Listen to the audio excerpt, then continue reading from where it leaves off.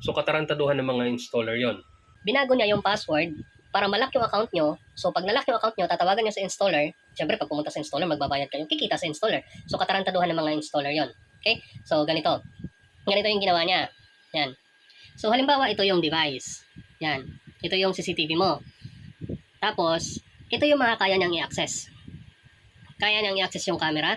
Kaya niyang baguhin yung resolution dito sa encode. Yung network, kaya niya ring baguhin yung network. Ibig sabihin yung internet nyo, kaya niya ring i-access yon. Okay? Tapos, kaya niyang magbura. Kaya niyang burahin lahat ng laman ng CCTV nyo. Yan ang kaya niyang i-access kapag ka, ayan ang kaya niyang gawin kapag ka may access siya. Okay? Tapos dito sa system, ito yung ginawa niya. Okay? So, dito sa account, yan. Ang ginawa niya dyan, halimbawa, ito, gumawa ako ng demo para sa'yo. So, ang ginawa niya dito sa account, inedit niya yung account. Halimbawa, ito yung account na ginagamit mo, yung demo. Inedit niya yung password.